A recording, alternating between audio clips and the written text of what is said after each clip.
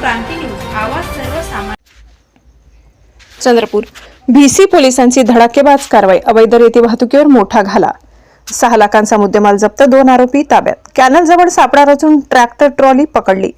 VC police स्टेशनच्या पथकाने अवैधरित्या गौण खनिज रेती वाहतूक करणाऱ्यांवर धडाकेबाज कारवाई करत एक विना क्रमांकाची ट्रॅक्टर ट्रॉली आणि रेती असा एकूण 6,50,000 रुपये किमतीचा मुद्देमाल जप्त केलाय.